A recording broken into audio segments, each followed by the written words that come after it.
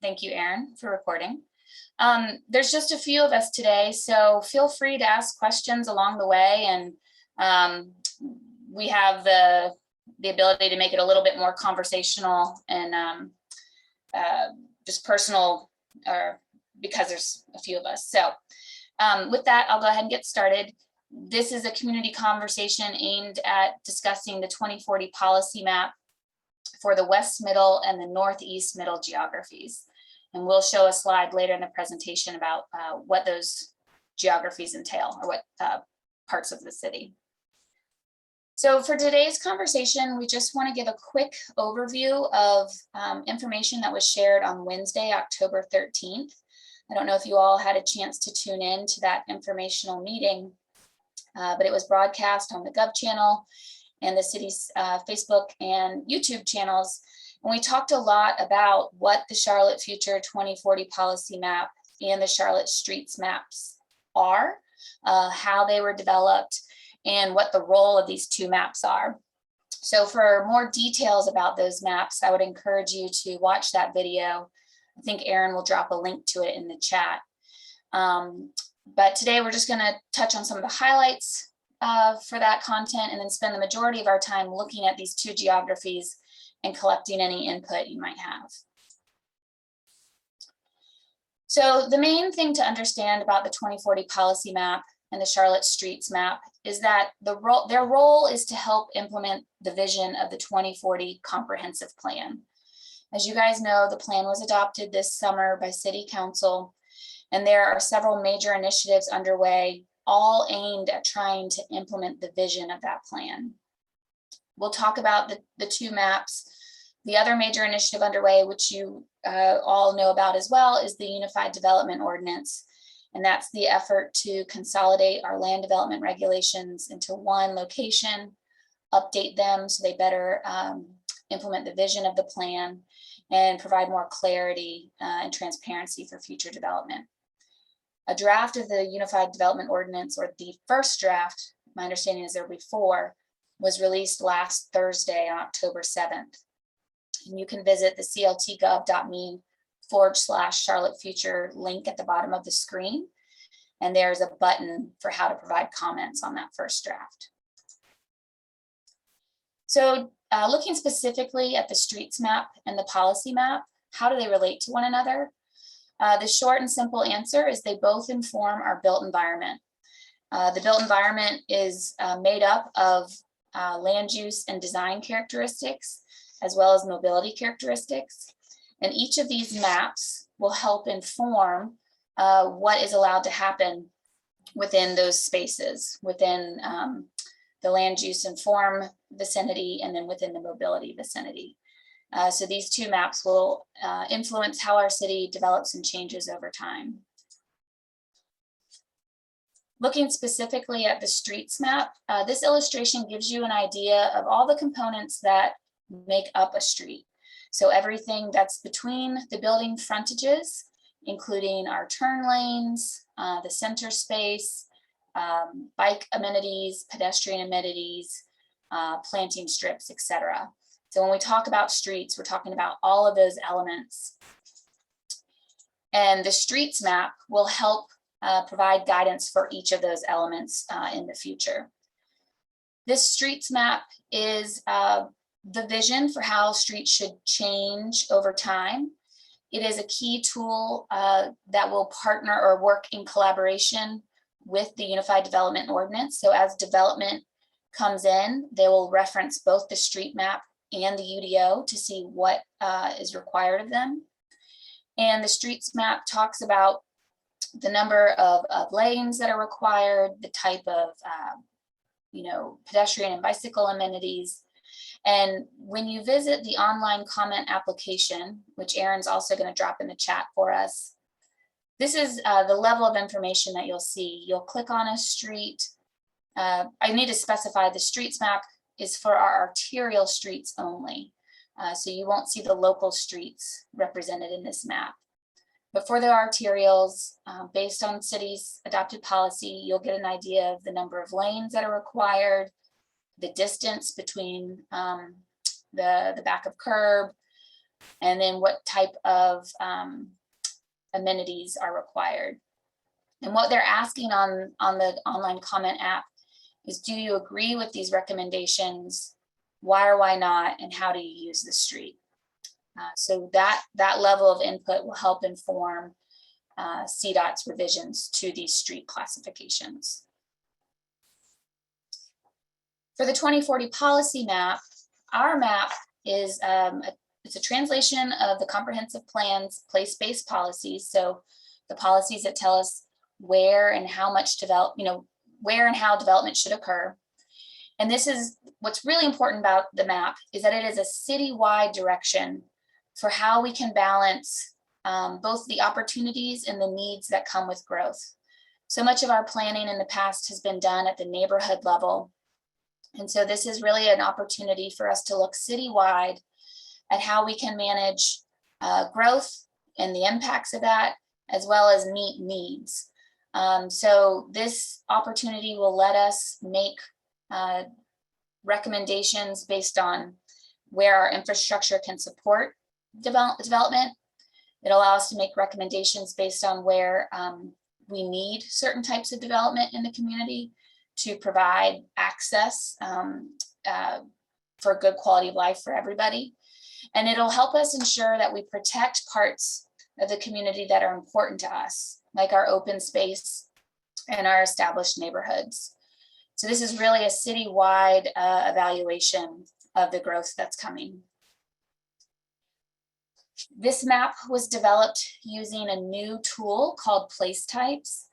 And we'll look at what each place type color means next. Place types are essentially a classification system for organizing patterns of development. And a place type is more holistic and comprehensive than our old system called future land use, because it talks about a number of things. It talks about 4 things: land use and the mix of land uses that are allowed.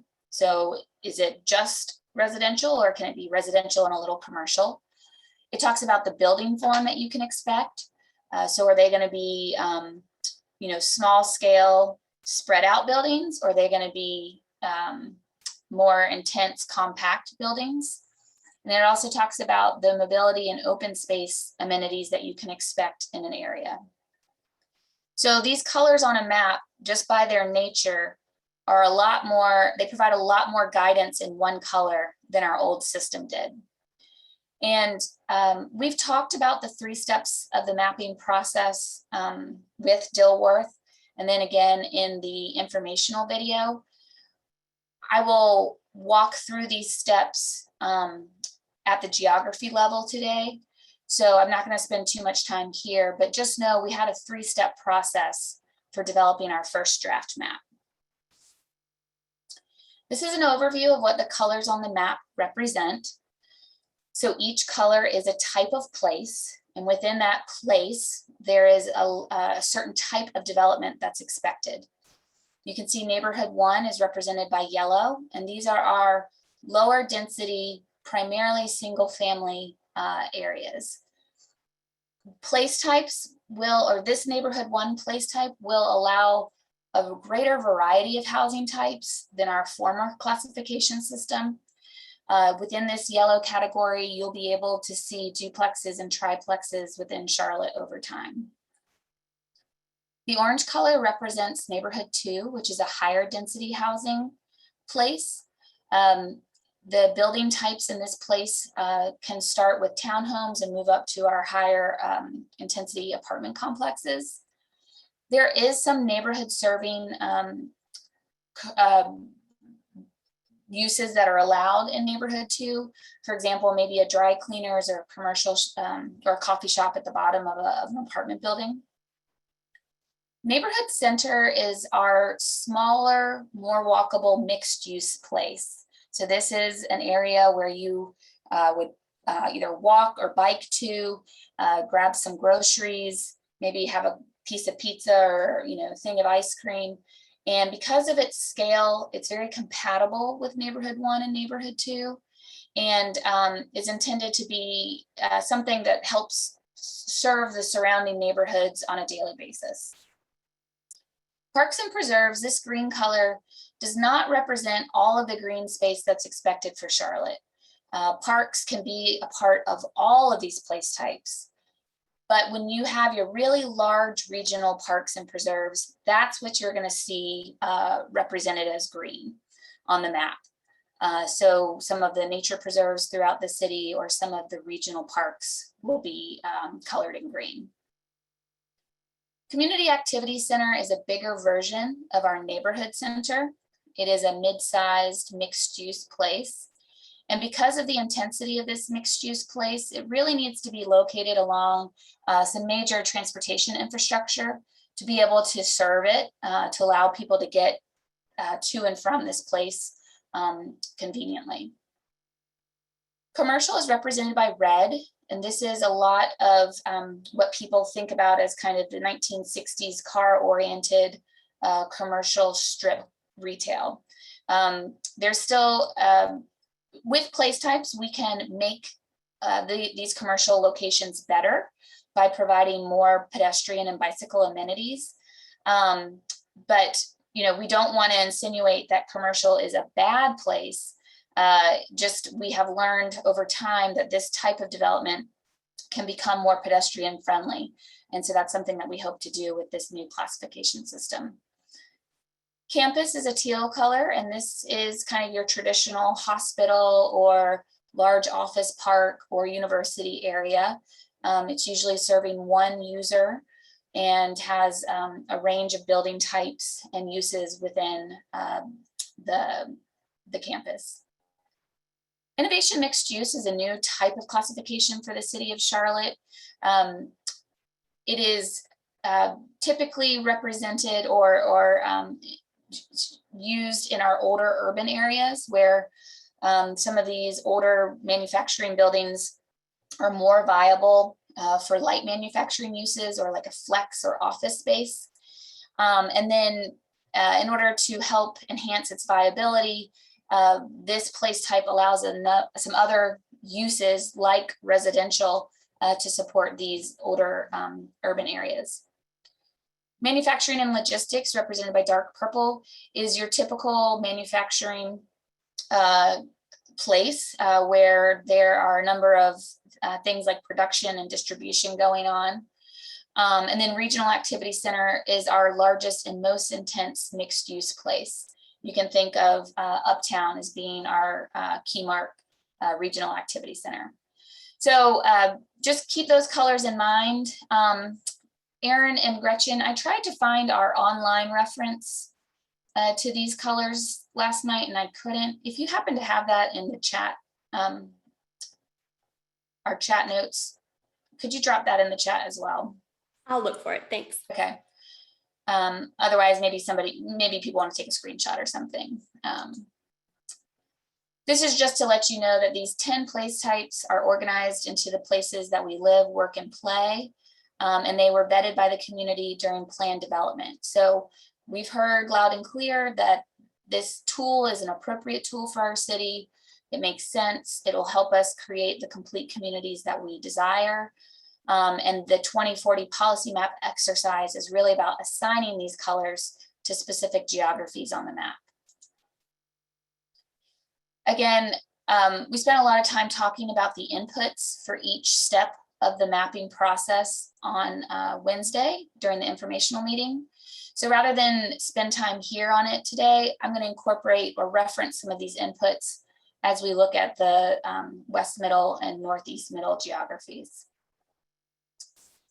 I'm going to pause here real quick. Because we have a small group, I'd like to ask if there's a particular geography that you all would like to look at.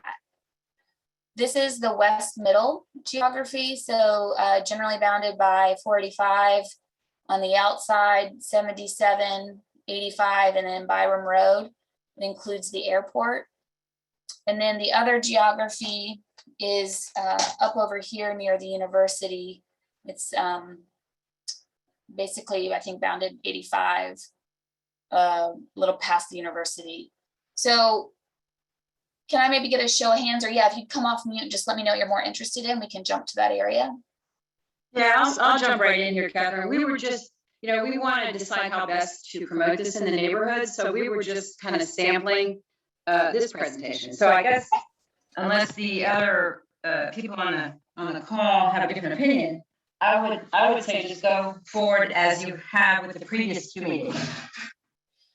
Well, I see Toby Holmes on the call. Toby, I'm pretty sure you want to talk about the Northeast, middle and outer, correct?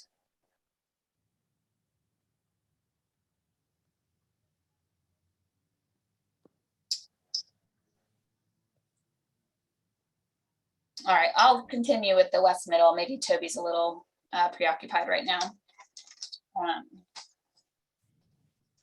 So for the Dilworth Land Use Committee, since you're sampling, what we're trying to do with the next series of slides is show the community how we got to the draft 2040 map. So the first image that we show is the existing development map, and this is the first step of the mapping process. The key inputs that informed this step are existing land use data and aerial photography that gave us insight into the form of development. And within this area, this is how the existing development translated into the new place type tool. So you can see a lot of purple, which represents manufacturing. You can also see a lot of yellow, which represents our lower density single family neighborhoods. And then there's a scattering of other colors. We see some green for our larger parks and preserves, some red for the auto-oriented commercial, and some orange for the higher intensity housing. The next step in the process was to create a map that reflects the city's future land use designation, and where there was not, well, future land use designation adopted since 2010. And where there is not land use guidance since 2010, we leaned on zoning. So in this area, the only area that was guided by future land use recommendations is up here near the 485 and 77 interchange. This area was informed by the our center corridor and wedge growth framework, which identifies North Lake Mall as a center. So the majority of this geography was really informed by zoning. And when there is not a direct translation between one zoning district and one place type, we leaned on market analysis, which helped give us an idea of which place type was most realistic in the future. And so over here, you can see a percentage of change between the first step and the second step. We saw a larger increase in our live place types, a significant decrease in our park place type, and that's because these parks are zoned R3. And so it's a big alarm bell to us that the current system, we need to revise the current system so that we protect these green spaces in perpetuity. Some of the workplaces were reduced slightly, and a lot of that's either because of zoning or they were absorbed into larger surrounding areas. And then there was some new innovation mixed use and new community center, as I pointed out here, and then closer toward this airport. So that was the second step of the mapping process. Now we're going to move into the steps that inform the draft 2040 map. The first thing we wanted to do, well, we took that second map, right, because we don't want to erase zoning entitlements and we don't want to erase previous planning direction. We want to build off of that map and enhance it with the 2040 policies. So the first thing we did was revise the second map per the comprehensive plan's direction to protect the three place types you see on the screen: neighborhood 1, manufacturing, and parks and preserves. So these are places that are identified in the plan as being important to the community. And so through this mapping exercise, we need to do our best to protect and preserve them. And so by doing this, we were able to bring back these percentages over here. Again, you can see that park and preserve is a huge jump because we brought it back, even though it was zoned R3 and recommended it for parks and preserves. There's some additional manufacturing that was protected. And the decrease in neighborhood 1 is only because of the zoning entitlements. We brought back manufacturing that was zoned something different, but we did not bring back neighborhood 1 that was zoned something different. And that's something that we can discuss with the community in this process if they think that those need to be treated equally. So as we go along, I'd like to ask for your all's input on these steps. And so I'm going to launch this first poll. I guess Erin and Gretchen, can I ask, have you been able to access the poll this whole time? Yes, I believe so. Okay. I haven't for this. I don't think I'm. Erin, have you seen it on your screen? No, I have access to launch the polls. Okay.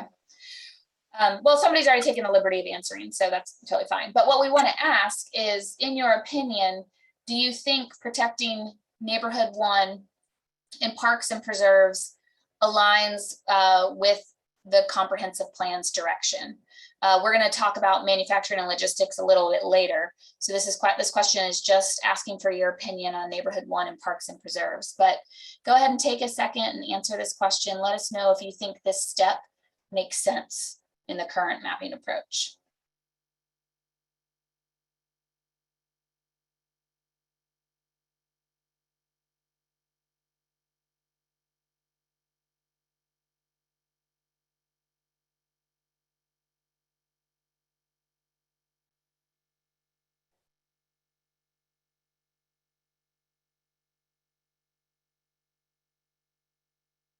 All right, I don't know if everybody feels like participating for today, but because we have 2 geographies, I'm going to move through this pretty quickly. As of now, it looks like half the participants agree with this step and half of the participants disagree with this step. If anybody wants to speak to why they disagree, I'd appreciate hearing from you. So Catherine, I'm going to jump right in. This relates just to Dilworth, and we've had conversations about our neighborhood 1. So we can talk about this at a more private meeting. Okay. But we just did not feel like neighborhood 1 was preserved in this area. Okay.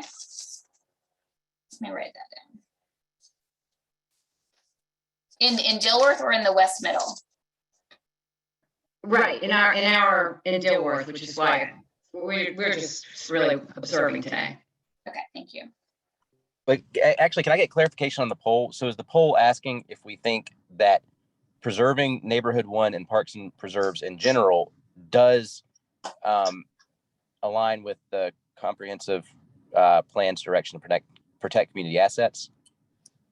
Yes, we're asking in general, do you think this step accomplishes that objective? But I hear Ellen, she doesn't think that that step does it adequately enough in your area. Yeah. Okay. But I think Right. the poll was more towards Ellen. I think towards does preserving neighborhood 1 and parks and preserves meet the 2040 direction?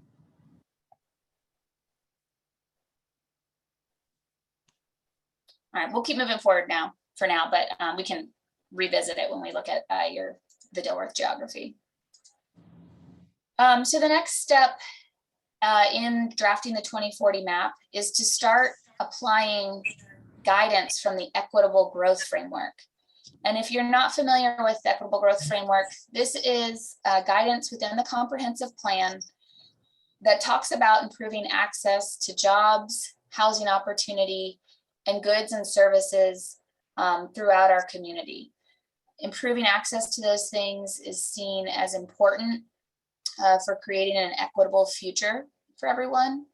And then the 4th metric, or the 4th element of the equitable growth framework, is also mitigating environmental justice impacts. So we're going to walk through those 4 components of the EGF and see how they influence the first draft of the 2040 map. Looking at housing opportunity first, what you see here on this map are areas that are shaded out in black lines. These areas are determined by the EGF methodology to have adequate access to housing diversity. So in these areas, you can find someplace to live other than just a single family home. And so in this mapping exercise, we don't need to make a change in this area because they're considered to be properly served. So our attention focused on the areas that are not blocked out. And what we tried to do was try to find areas in the gaps where we could assign neighborhood 2. Because again, neighborhood 2 is that place that offers a variety of housing types. And so by assigning more neighborhood 2, we're creating more housing diversity in this area. Some of the neighborhood 2 that you see occurs based on adopted policies, but the neighborhood 2 circled in blue are areas that we saw as opportunities based on a number of things. For example, distance from other neighborhood 2, the status of, or the development status of the land, it might have been underdeveloped or undeveloped. And so these were areas that we're recommending to provide more housing choice in the future. So from a approach perspective, let me launch the next poll. Do you think recommending locations for neighborhood 2 helps us increase our housing diversity? And I'll leave that poll open for a few minutes. Well, seconds probably.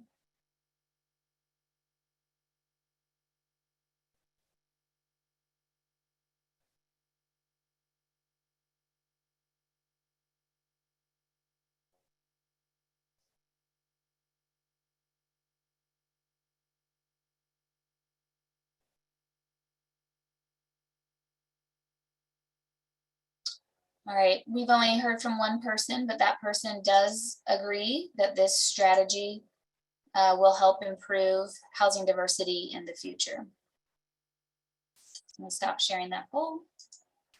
And we'll move on to the next step for drafting the 2040 map. In this step, we looked at how we could improve access to employment. So again, the areas that are shaded out have proper access or sufficient access based on the place types that are currently assigned there.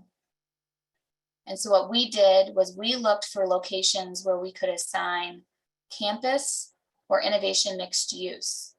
These are places that are categorized as workplace types, and the type of development permitted within these colors provides job opportunities.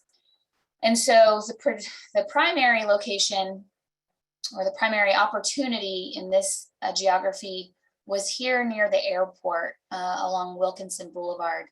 This is the future Silver Line, and we worked with the Silver Line Station area planning team and their outreach efforts.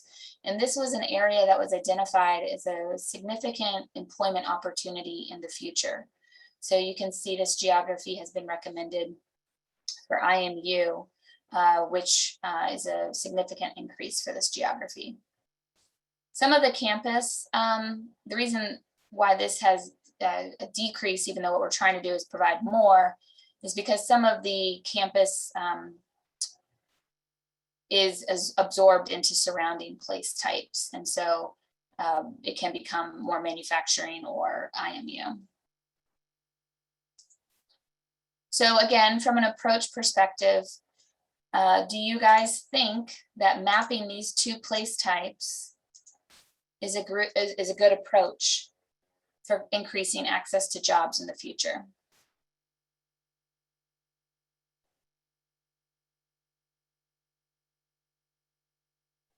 I'll give it 30 seconds.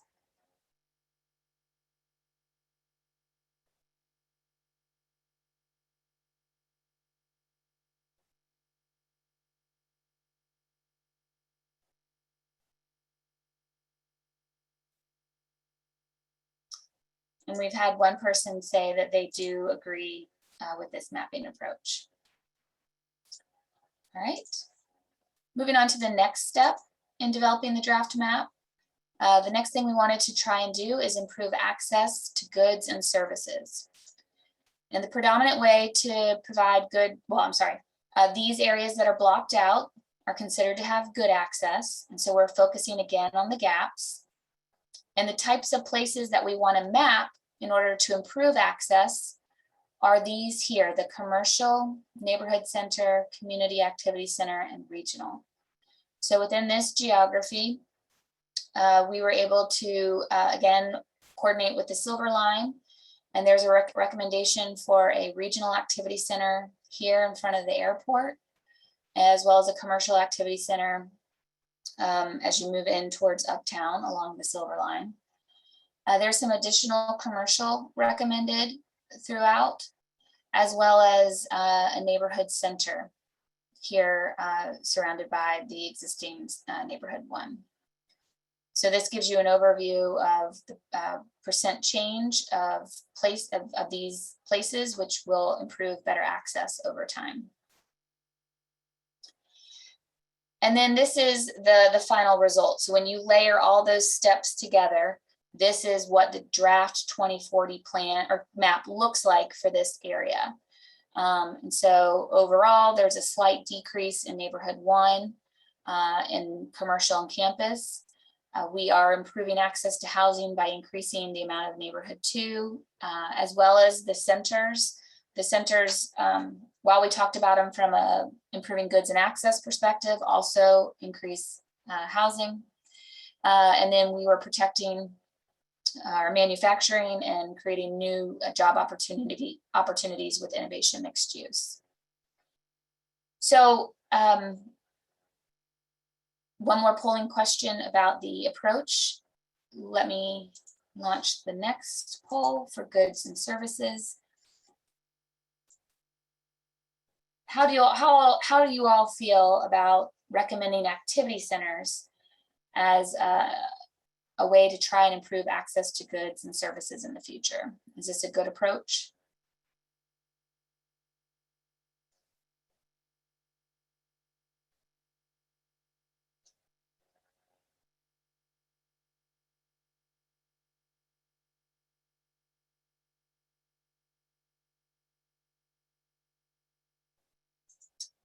And we had one response that's kind of neutral on the approach. So the fourth metric within the EGF is environmental justice. And I'm gonna more just comment on this step. When looking at the policy map and how we can mitigate impacts to environmental justice, what we're trying to do is trying to create buffers or transitions between neighborhood 1 and major transportation infrastructure. So for example, 485, or neighborhood 1 and manufacturing. Those are two adjacencies that are seen as unfavorable. And so we were looking for opportunities to improve those conditions. The community is pretty built out. And so in a lot of these instances, we weren't able to create large scale buffers or transitions. And so a key takeaway of this effort is that we're going to have to really look at other tools during the community planning area process to try and mitigate some of these environmental impacts. So I just want to share that. So that's how we've gotten to the draft 2040 map. The recommendations within the first draft means that approximately 10% of the future housing growth would be coming to this geography, and approximately 6% of the future job growth would be coming to this geography. And what we want to do now is talk about how we can revise or improve the methodology for the next iteration. And again, because this is a citywide map, the input that we receive really has to apply to the overall approach. It's not, we are not looking for parcel specific changes. We can look at specific parcels to identify a larger theme or a larger change. But those parcel specific revisions is something that's better suited for the community planning area process that will come after this mapping. So the first thing we want to do is talk about some additions to the mapping approach. And we're going to do this with, again, a series of poll questions. And this is an observation that we have, well, actually something we've heard from our colleagues during our interdepartmental conversations. The comprehensive plan talks about preserving manufacturing and logistics, but economic development has just completed an industrial study.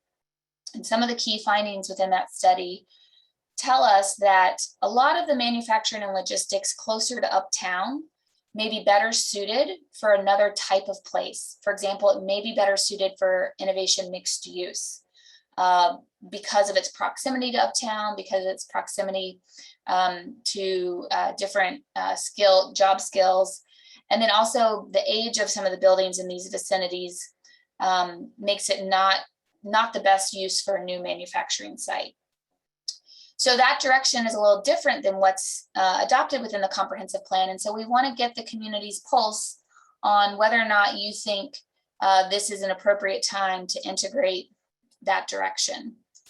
So let me jump to manufacturing and logistics and launch this poll. The question we're asking is it more important to preserve all existing manufacturing sites? Or is now the time to consider where it's best to repurpose some of these sites so that they better meet the community's needs in the future? And I'll leave that open for another 10, 15 seconds.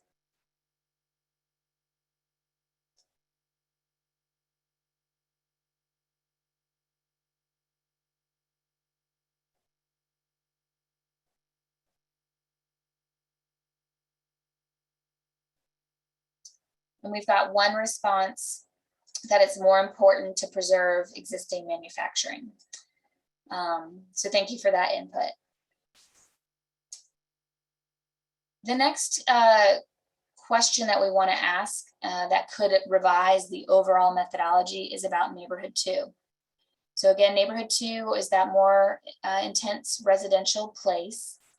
And through our mapping efforts, we observed that there's a lot of large single family lots along major roads. That's kind of speaks back to when we were a more rural community. And preserving single family is important to Charlotte.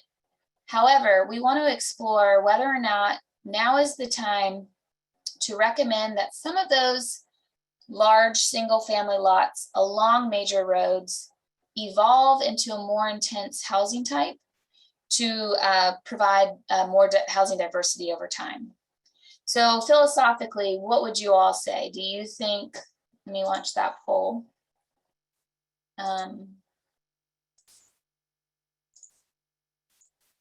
Do you think it's more important to preserve existing single family lots, or more important to provide more housing choices in the future?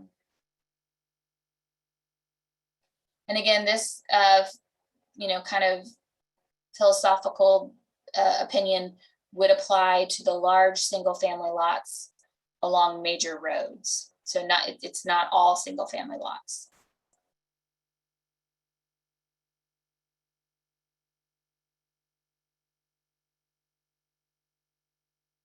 All right, we've had one person say that it's more important to preserve single family lots.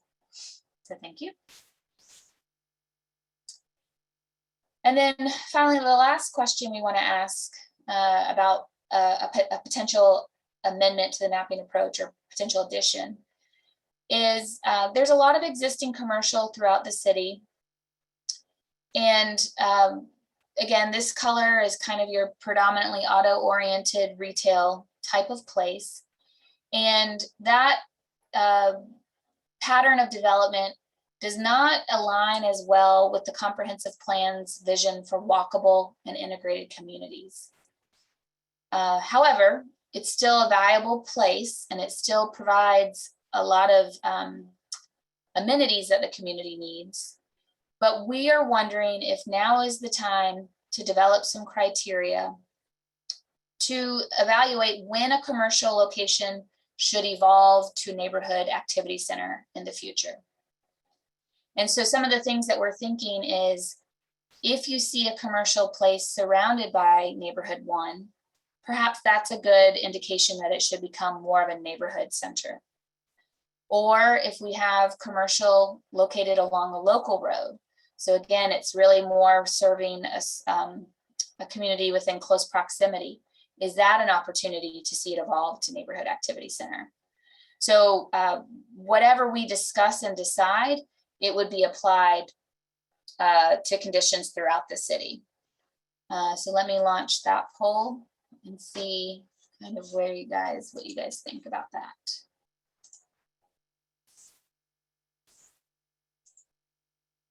So how important is it that the commercial places in this geography evolve to neighborhood activity center?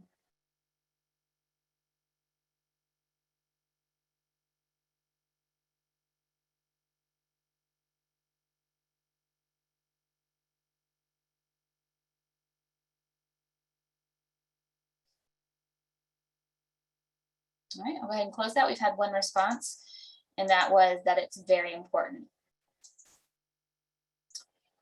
So moving along, what we want to do now is look at the map itself.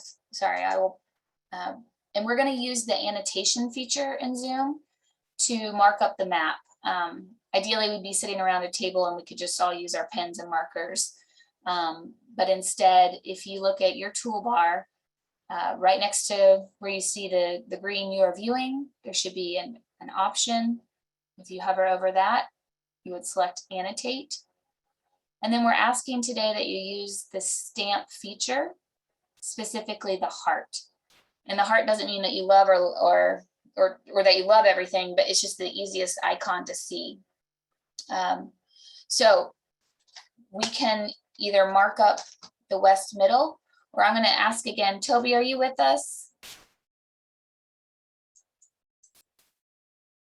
I think he's dropped off. Okay.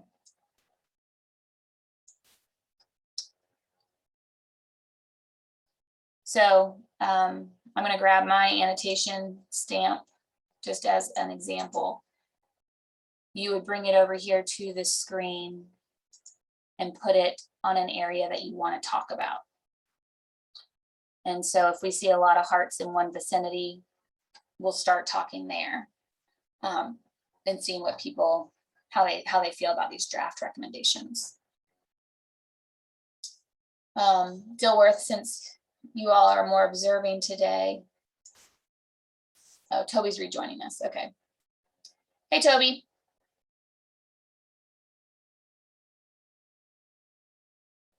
Toby, can you hear us?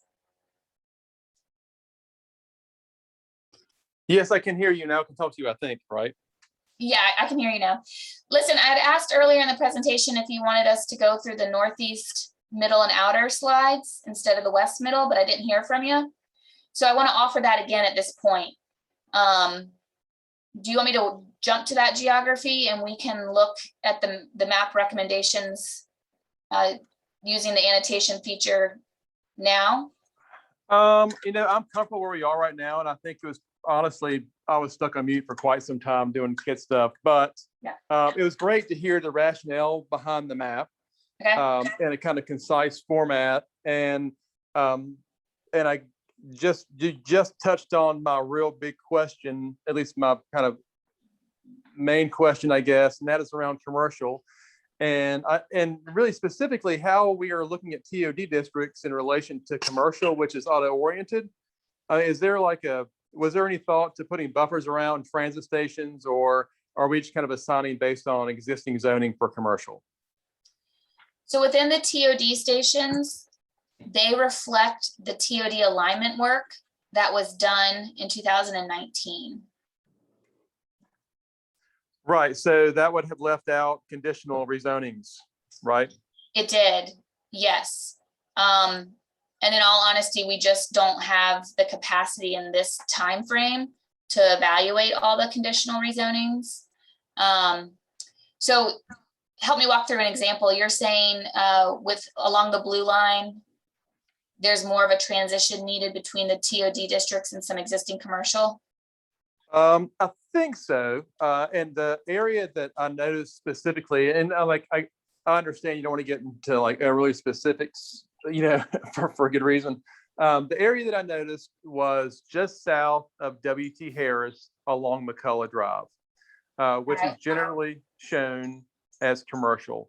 And, that's just I think it's a good area to look at for that blanket kind of algorithmic approach to how you want to change the map in the future. So you guys can see the online mapping app, right? And you said McCullough, okay. Yeah. So actually, this is exactly it, right? So this location is within very close proximity to the McCullough transit station, right? And also the type of development there already lends itself to change over time. And I understand it's on a major thoroughfare, but that pocket, it will become increasingly walkable, particularly as a NISI project delivers a new streetscape to McCullough in the next 3 or 4 years. So I'm just wondering if there's an algorithmic change that can be made to kind of reflect TOD stations and these kind of, conditional rezoning areas, or if that's something that gets changed through the neighborhood planning process in the future, and then how we deal with that in the interim if it's going to be far off. I'm glad you mentioned this. And again, this is kind of where, we need the messaging to be clear that we're not looking at parcel specific changes, but specific examples give us an insight into the larger issue. So I want to confirm this area from a future land use perspective and a zoning perspective. I want to see what played out in the methodology. And then get back to you on that. Sure. Actually, I can click. So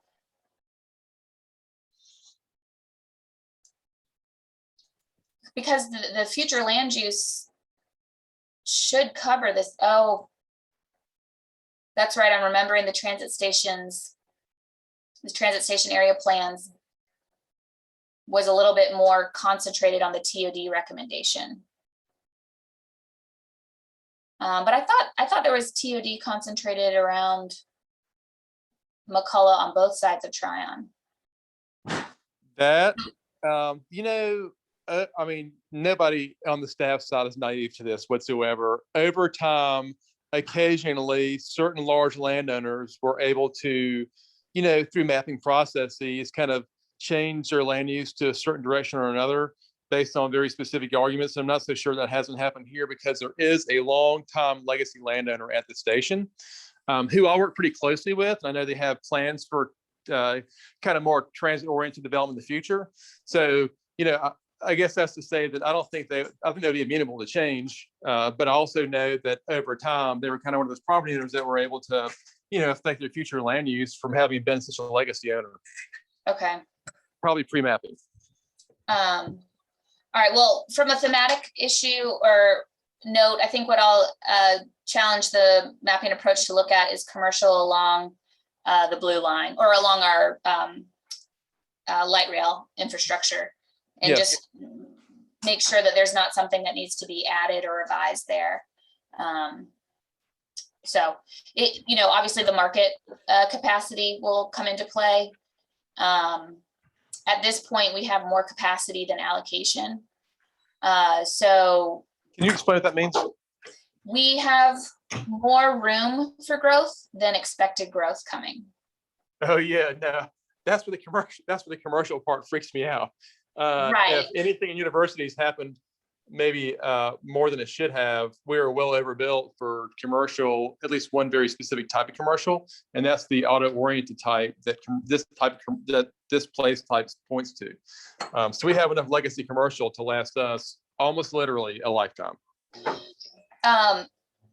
And so I think through this effort, we can, one thing that we're talking about is revising the size of community activity centers and regional activity centers so that the growth is more concentrated. And so that could be a discussion where we look at some of these areas and, you know, if we don't have enough to recommend all of this as blue, let's talk about what are our priority areas for blue. Because it's coming citywide. We have a lot of centers recommended, and there's not enough growth to fill all those centers at the, like, they won't all be built out as expected because there's not enough growth to do it at the intensity that's recommended. Sure, I can understand that. I do see a lot yeah. of blue around there. At the same time, you know, being within, you know, there are very, very few places that are within proximity to transit stations. And it seems to me like while our ability to provide places for this type of growth is somewhat limited, and even maybe we've offered too much capacity, that we would, you know, think about that capacity being delivered mostly to, well, not mostly, but at least allocated transit station areas is the priority, because I mean, we've got a lot behind this already, Right. and we've established they are a priority. I hear you. Agreed. Okay. Well, thank you for bringing up that example. I think it does point to a larger issue worth exploring. We are close to 11 o'clock.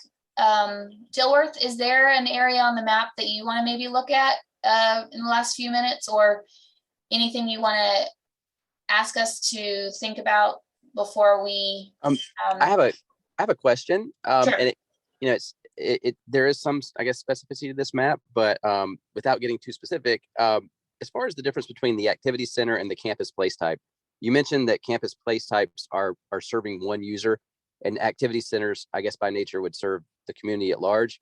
As campuses, you know, single owners kind of reach the limits of the property they do own, what have you guys gotten feedback on where the map draws the line of where the campus ends and where the activity center starts, and how a campus would interact with the community? That's a great question. So a lot of the actual line of the place type assignment depends on ownership. So the university, UNC Charlotte, you can see here, this reflects their ownership and master plan. Just because they're a campus, the direction in the place type does not excuse them from interacting with the community. They are supposed to build in a way that creates open channels between what's across the street and their site. It just would it'll be managed a little bit differently. Like, they have some different needs than the activity center across the street, but they can't really turn their backs and just build walls along their ownership. It's still supposed to be a place that people can access and use. Does that answer your question? Yeah, kind of. I think, and I don't see an example here, but I was just thinking of, you know, I've seen some campus place types kind of reach out past the ownership of the actual property. I was kind of wondering how that happened. Yeah, that's probably some of the methodology. We're trying to use larger, hold on, I'm sorry. Excuse me, I'm not done yet. Go away, please. Some of the larger mapping assignments. Sorry.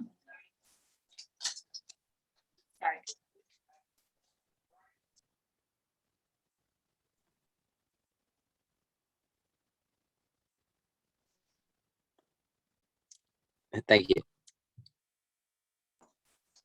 Sorry. Yeah. Thank you, Kat. That was very cute. Thank you. Thank you. And No, let me just yeah, thank you. hold on. Let me just say I'm glad Toby joined in since he is very area specific. We were just mainly trying to get an overview of the process. So thanks for your time today. I appreciate you guys joining. You're super invested in this, and thanks for sharing an hour of your Saturday. It's really nice. Toby, don't hesitate to use the online comment app if you have other comments or concerns in your area. And Dilworth, I think we'll be meeting with you all in maybe a week and a half, 2 weeks. I don't know off the top of my head, but. The 26th. Yes. Thank you so much, Catherine. Thank you, Toby, for letting us be a part. All right. Thank you all for joining. Have a great rest of your day. Thanks, Catherine. You too. All right. Take care. Thank you.